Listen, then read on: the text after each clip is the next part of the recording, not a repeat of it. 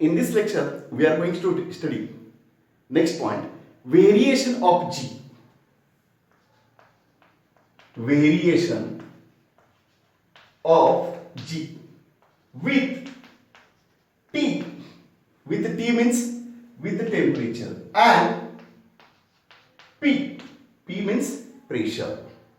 म्हणजे याचा अर्थ काय की G मध्ये बदल होतो. व्हेरीज म्हणजे बदल होणे. कधी बदल होणार?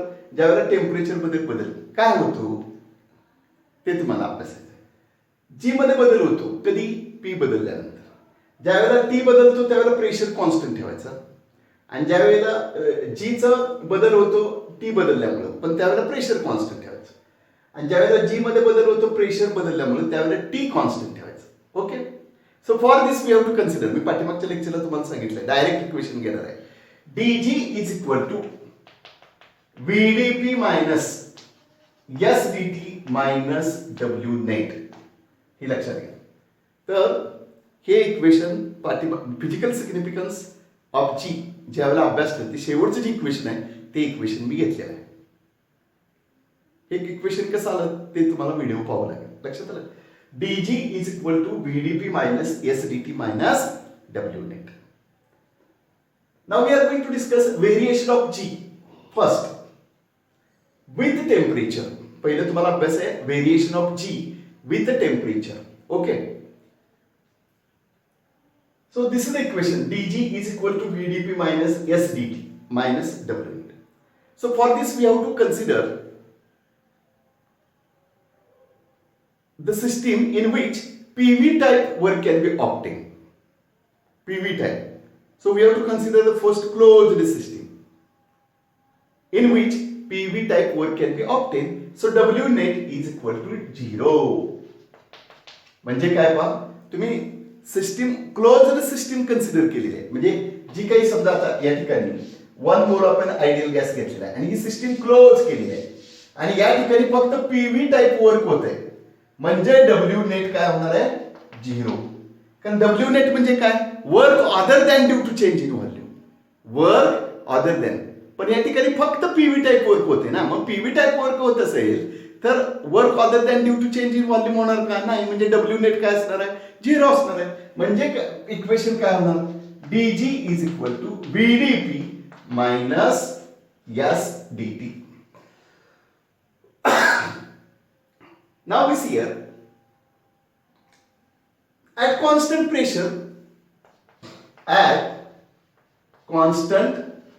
pressure P dP is equal to 0.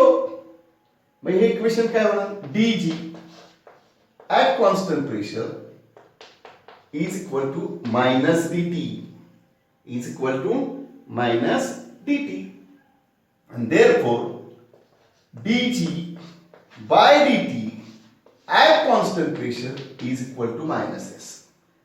मग आता पहा आपण मॅथमॅटिक्स मध्ये पाहतो dy by dx याचा अर्थ काय?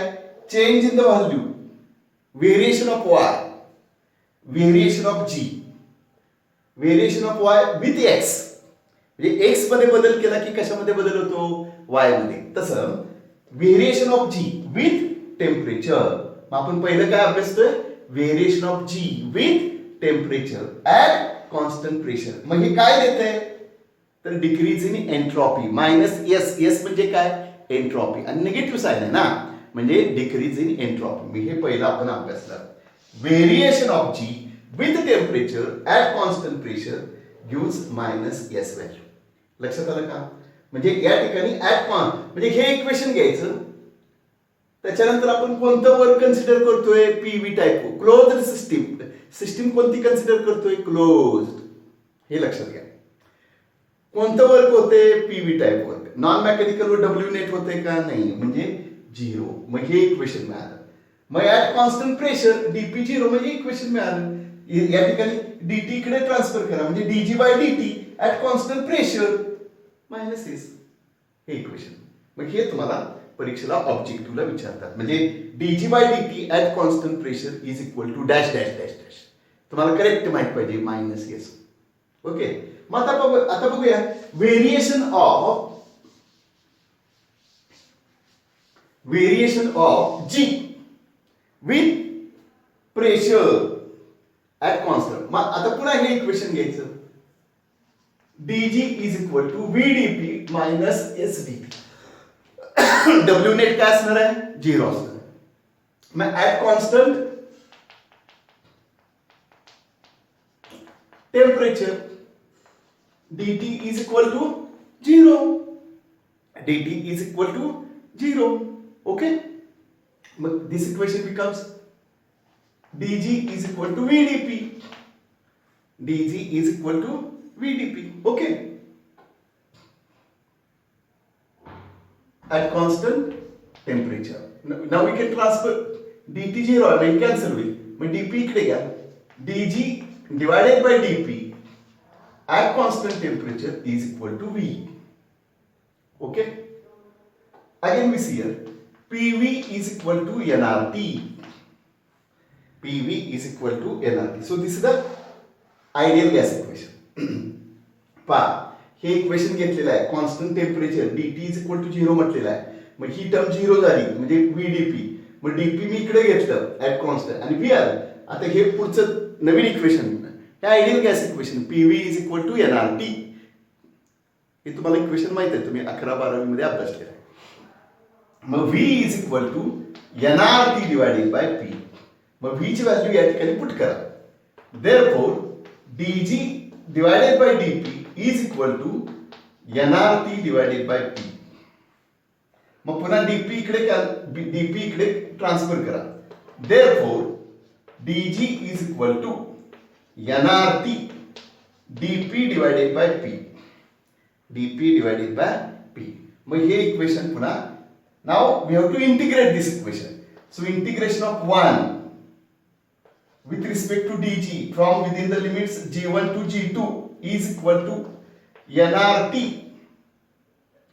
integration of dp divided by p within the limits p1 to p2.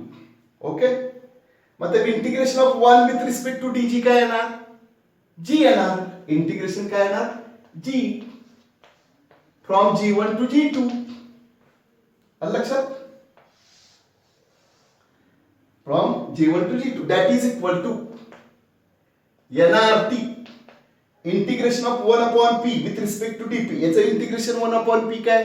log p. काय ना? log p within the limits P1 to P2. आणि मग हे अप्पर लिमिट सबस्टिट्यूट करा. जी अप्पर या ठिकाणी G2 मायनस G1. मग ते G2 मायनस G1 येणार डेल्टा G. आणि इथं log P P2 minus log P1 upper limit आणि लोअर लिमिट. आणि मग येणार log P2 अपॉन P1 म्हणजे nRT upper limit lower limit log P2 upon P1. मग इथं या ठिकाणी log to the base e आहे. log base to the base 10 करा म्हणजे delta G is equal to 2.303 nRT log of P2 divided by P1 to the base 10. हे equation आलं. Delta G is equal to 2.303 nRT log P2 divided by P1. म्हणजे variation of G with pressure at constant temperature गेल्यानंतर delta G is equal to 2 point. मग हे equation परीक्षेमध्ये विचारतात किंवा next derivation मध्ये delta G is equal to 2.303 nRT log of final pressure. P2 means final pressure, P1 means initial pressure. when the system is present in initial state त्याला म्हटलं तर P त्यावेळेचं जे प्रेशर आहे त्याला P1 आणि P2 म्हणजे ज्यावेळेस सिस्टीम फायनल स्टेट मध्ये असेल त्यावेळेला जे प्रेशर असेल त्याला म्हटलं तर P2. P1 V1 is equal to P2 V2 according to Boyle's law. P1 V1 is equal to P2 V2. मग आता P2 हे P2 आहे, इकडे P1 घेतलं is equal to V1 divided by V2. हे P1 इकडे घेतलं म्हणजे P2 डिवाइडेड आणि हे V2 इकडे घेतलं म्हणजे V1. मग आता P2 डिवाइडेड बाय P1 म्हणजे V1 डिवाइडेड बाय V2 ही तर व्हॅल्यू पुट करायची. म्हणजे नेक्स्ट इक्वेशन काय आलं, delta G is equal to 2.303 nRT log of V1 divided by V2 to the base 10. Delta G is equal to 2.303 nRT log of V1 divided by V2. Delta G is equal to 2.303 nRT log of V1 divided by V2. येते लक्षात? म्हणजे variation of G with temperature at constant pressure हे equation आणि हे दोन equation. ज्यावेळेला pressure असेल त्यावेळेला P2 डिवायडेड बाय P1 आणि ज्यावेळेला व्हॉल्यूम असेल त्यावेळेला V1 डिवायडेड बाय V2. येते लक्षात?